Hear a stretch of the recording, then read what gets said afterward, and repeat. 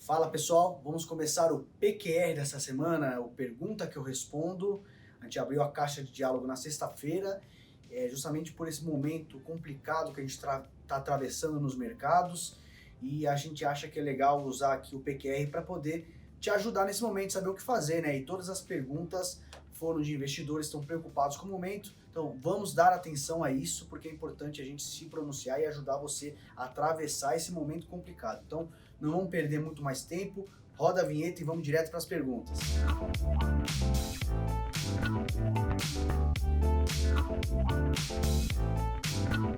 Primeira pergunta de hoje é do Gustavo Duarte. Ele perguntou o seguinte: uso parte da reserva de emergência para aproveitar as oportunidades que surgem? Bom, primeiramente, é realmente legal que você tenha entendido esse conceito. A reserva de emergência, ela não é só para o momento de emergência, que você perdeu o emprego, etc. Ela é também uma reserva de oportunidade. Então, quando você se depara com uma oportunidade no mercado, você não vai sacar algum outro investimento, você precisa ter liquidez, então você utilizaria justamente o dinheiro do seu caixa, da sua reserva de emergência, para poder aproveitar e de fato comprar, né? Investir nessas oportunidades que aparecem. Agora, se esse momento é uma oportunidade, eu acho que é aí que mora a chave do problema, né? A gente não tem como se posicionar e te falar que é o momento, vamos ir às compras, tá tudo barato, o mercado caindo, porque ninguém sabe. O que a gente tem observado é uma situação sem precedentes do mercado, uma coisa generalizada, com o coronavírus, depois veio o choque de demanda e oferta do petróleo, e a gente não sabe se isso vai se desdobrar, se tem um risco de crise de crédito à frente, se vai ter desdobramentos piores, né? Os desdobramentos secundários é que estão muito nebulosos, né? A gente fala, o mundo vai parar por um mês. Tá, mas o mundo parando um mês, qual que é a consequência disso? Quais são os desdobramentos? As pessoas não consumem, as pessoas não saem de casa, a indústria para, enfim. Então, por isso que é muito difícil para eu agora falar para você que estamos à frente de uma oportunidade.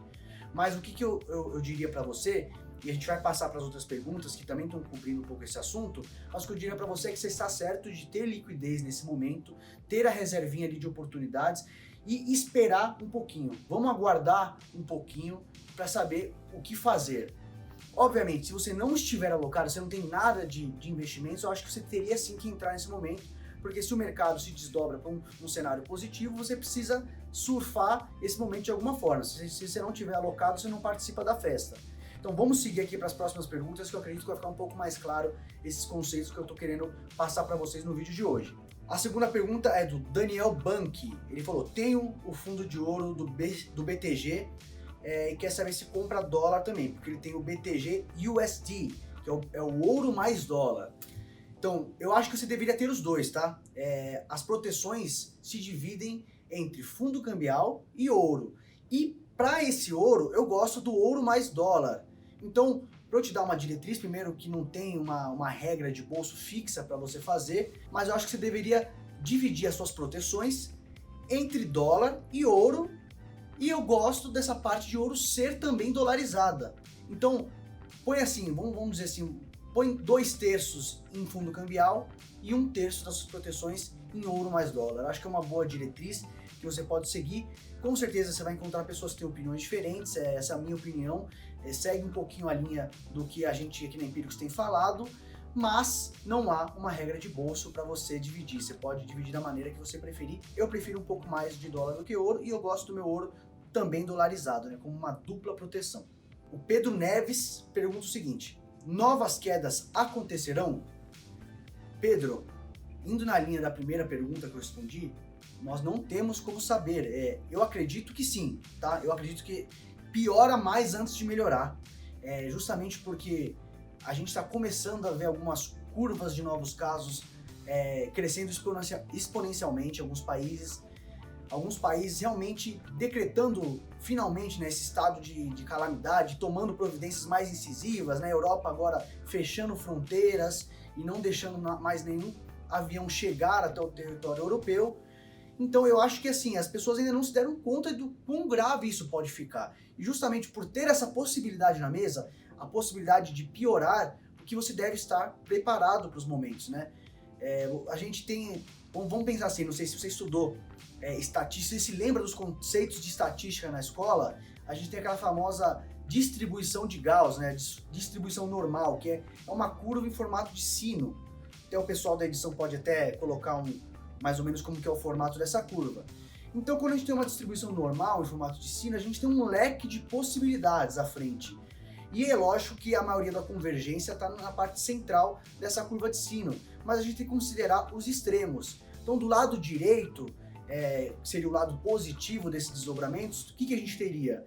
Putz, encontraram a cura, fizeram a vacina para o coronavírus, todos os governos do mundo se coordenaram entre uma ação totalmente orquestrada entre os bancos centrais e os tesouros nacionais para de fato prover liquidez para o mercado. Então todo mundo dá as mãos e entra junto numa estratégia para tentar conter esse avanço da crise.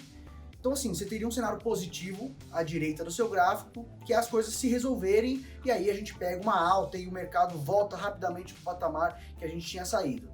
Agora a gente tem que considerar o lado esquerdo, né, a possibilidade negativa, que é de fato você contaminar o crédito, você ter uma falência. Vamos supor aqui, a gente está vendo alguns casos complicados de companhias aéreas lá nos Estados Unidos, né? A gente não tem demanda, né? A Europa não está recebendo mais voos. Obviamente as companhias aéreas dependem desse fluxo de demanda, né, para poder ganhar dinheiro. Algumas delas não têm um conforto de caixa, não tem muito dinheiro em caixa e tem dívidas a pagar, ou seja, são empresas que estão mais alavancadas em alguns casos. E a gente pode, por que não, ver uma grande baleia aparecendo morta na praia. O que eu quero dizer com isso? Uma grande empresa realmente decretar falência. E a partir daí você tem um desdobramento em dominó, né? A gente estava até brincando alguns exemplos, por exemplo, na Faria Lima ou em grandes núcleos empresariais, em diversos comércios no entorno dessa região que dependem do fluxo de funcionários.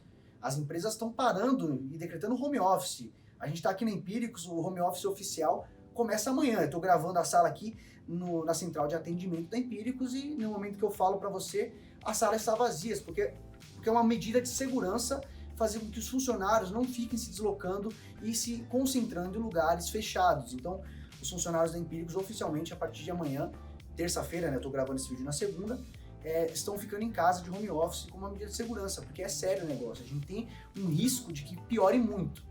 Então assim, eu acabei fazendo uma pequena divagação aqui, fugindo do tema, né? Eu tendo a fazer isso com frequência, mas voltando à curva de sino, a gente tem duas possibilidades extremos que estão colocadas à mesa.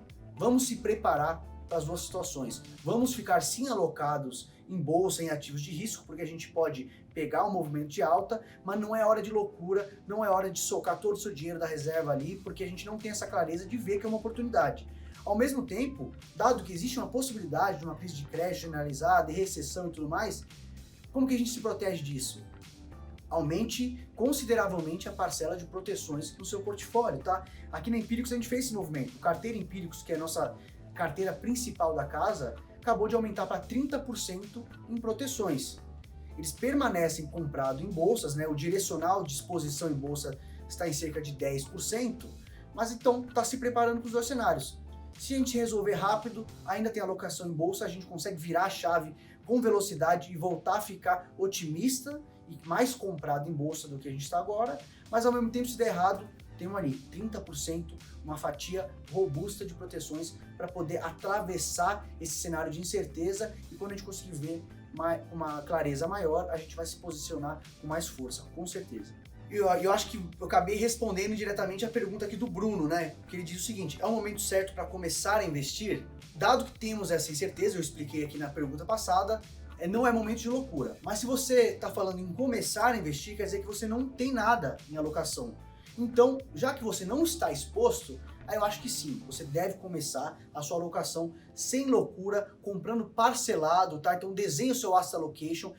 Isso é muito importante nesse cenário, você prezar pela diversificação. Então você tem que ter ali multimercados que investem em câmbio, em juros, bolsa, você tem a sua parte em ações, você tem que ter ali suas proteções, você tem que ter fundo cambial, dólar dentro dessas proteções, você tem que ter também uma parcela em investimento no exterior, que é algo que a gente pouco faz aqui no Brasil, mas é muito importante a gente se diversificar globalmente entre diferentes moedas e diferentes ativos mundo afora.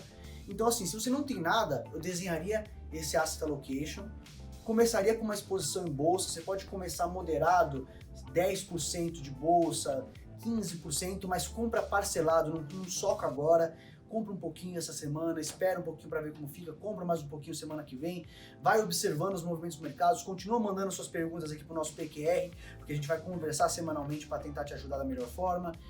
E ao mesmo tempo que você compra a sua alocação, você inicia a sua alocação em bolsa, também já começa a comprar suas proteções. Então já vou me antecipar a uma possível pergunta, que é, putz, mas agora o dólar está caro, compra agora? Compra sim, compra assim mesmo, porque esse dólar que está quase em R$5 pode ir a 6, se o cenário pior se materializar. Então é isso, não é hora de ficar prevendo o caminho exato, se a bolsa vai virar a mão agora ou não, ou se o dólar vai subir mais ou não. Você precisa ter alocação em bolsa um pouquinho e bem protegido em dólar e ouro, independente do preço que você está vendo agora. Gabriel Felipe também está querendo saber se é a hora de aumentar a posição em boas empresas pagadoras de dividendos. Novamente, eu não sei como está a sua alocação, não é hora de loucura. Se você já está pesado em bolsa, eu diria para você não aumentar, mas você pensar em redistribuir como está a sua alocação aumentando em bolsa. Talvez seja um momento para pensar mais em qualidade, né? E normalmente empresas que pagam dividendos tendem a ser mais nesse nicho de qualidade, né? Então, Itaú, por exemplo, uma empresa uma grande empresa que perdeu muito preço na ação recentemente, mas é uma ação que paga bastante dividendos e é uma empresa mais defensiva, né? Setor financeiro, bancos. Então, pode ser o momento de você fazer essa rotação. Sair um pouquinho daquelas empresas mais alavancadas, que eram apostas de grande valorização, e fazer uma rotação para qualidade nesse momento de incerteza, para que você possa atravessar esse momento. Eventualmente, essas empresas de qualidade serão ou não boas pagadoras de dividendos. Então, eu teria meu foco mais nesse sentido, do tipo de ativo que você está escolhendo, e não necessariamente, eu vou montar agora uma estratégia de dividendos. Então, tenha sempre isso na cabeça. Momentos de incerteza, a gente não é capaz de prever o futuro, e se alguém fala para você com exatidão que é a hora de pisar no acelerador ou que é a hora de fugir, essa pessoa tá tendo um palpite, uma opinião dela, porque realmente ninguém sabe o que vai acontecer no mercado daqui para frente. Pessoal, antes de eu continuar aqui dando essas sugestões para vocês e orientando vocês como se posicionar nesse momento de incerteza, eu queria fazer um convite para você se inscrever aqui nas redes sociais, seguir a gente na página do Instagram, Facebook, o canal do YouTube, porque assim você vai se manter antenado nas notícias de última hora. Então, a gente gravou esse PQR aqui com um tema meio específico, né, de responder como você deve se posicionar diante de uma crise. Então, a gente vai continuar esse tipo de comunicação e você vai dar aquela força pra gente, que é muito importante. Então, não perde a chance de dar um apoio pra gente. Guilherme Rabelo quer saber o seguinte: é possível ganhar dinheiro nessa crise ou apenas minimizar as perdas? Possibilidades existem todas, tá? A gente preza por esse asset allocation, distribuição, proteções, justamente porque a gente não quer ficar tentando prever o futuro, então a gente se prepara. Se bolsa voltar, a gente está comprado. Se a bolsa azedar, a gente tem dólar e ouro, e é assim que a gente se protege. Obviamente, alguém que fez alguma aposta e estava vendido em bolsa nesse momento, deve estar ganhando muito dinheiro. Então, alguém que estava comprado em dólar e vendido em bolsa, deve estar ganhando muito dinheiro nessa crise. Mas se a coisa se resolve muito rápido, em 2, 3 meses esse cara vai estar longe de ser o maior ganhador de dinheiro do ano. Então, assim, momentaneamente tem jeito de ganhar dinheiro com essa crise. Você pode operar vendido nos ativos, você pode operar vendido em bolsa e ganhar dinheiro com a queda. Mas a gente não sabe quanto tempo isso vai continuar caindo e se vai cair muito mais. Então, não vamos tentar acertar o futuro muito. Então, vamos fazer a distribuição, que aí é um cenário um pouco mais claro, que a gente vai conseguir aproveitar a alta quando ela vier, caso ela venha. E se proteger da queda se chegar a piorar. E a última pergunta de hoje, do Felipe, meu xará, Felipe Oliveira, o que usar como reserva de emergência, agora que o Tesouro Selic não é mais recomendável? Tá, por que ele está falando essa questão do Tesouro Selic não ser mais recomendado? Se você acompanhou os movimentos dos mercados, na semana passada a gente teve um problema na plataforma do Tesouro Direto, né? E a plataforma ficou congelada e os investidores que quiseram se movimentar, que precisava tirar dinheiro para poder comprar mais dólar ou até reforçar alguma posição, não conseguiu sacar do dinheiro do Tesouro Selic, porque a plataforma ficou congelada. Você, no momento de mais necessidade, o nome que a gente fala é reserva de emergência, justamente para utilizar em momentos de emergência. Então, se você na hora que precisa, no momento mais gritante, você tenta sacar e não consegue, isso acende uma luz vermelha de alerta, né? Então, isso nunca tinha acontecido, de travar a plataforma do Tesouro. A gente viu home brokers de corretoras tendo falhas operacionais porque o volume era muito grande. Agora, a plataforma do Tesouro impedir a liquidez do investidor que quer sacar é um problema. Já se pronunciaram, né, o pessoal do Tesouro já se pronunciou e disse que não vai ter mais esse problema para a parte do Tesouro Selic, então vai estar sempre a liquidez ali, o governo recomprando esses títulos na hora que o investidor quiser sacar. Mas eu já vinha falando, não era de semana passada, eu já vinha falando há muito tempo que a melhor opção para você seria utilizar um fundo simples de taxa zero, tá? Porque nesses fundos, você está investindo no mesmo ativo, você está investindo em Tesouro Selic, sem pagar a taxa de custódia para a BMF, né, na verdade a B3, sem pagar essa taxa para a B3 de 0,25% ao ano, e além de tudo você fica isento dessa questão de liquidez, você vai poder sacar do seu fundo a hora que você quiser, e costuma funcionar muito bem, né? Eu fiz esse movimento, para reforçar minhas proteções, que eu comprei um pouco mais de dólar e ouro na semana passada, eu saquei, eu uso o fundo simples de taxa zero do BTG e funcionou muito bem. Em questão de 1 hora eu fiz toda a minha operação sem problema algum. Então tá dada aqui a sugestão. Eu prefiro muito mais utilizar um fundo simples de taxa zero do que diretamente o Tesouro Selic, apesar de a gente estar falando no fundo o mesmo ativo. Pessoal, assim chegamos ao fim do PQR de hoje. Um PQR informativo e muito importante para te manter alerta sobre o que fazer nesse momento de incerteza. Espero ter sanado a maioria das dúvidas que vocês tenham, e se eu não o fiz, por favor, já deixem aqui na caixa de diálogo, aqui embaixo nos comentários do YouTube ou no Instagram, se você estiver vendo por aí, com a pergunta para a semana que vem, que a gente vai tentar manter você o mais atualizado possível daqui para frente, porque é muito importante esse contato. Então é isso, pessoal. Deixo para vocês um grande abraço e uma ótima semana na medida que os mercados deixarem.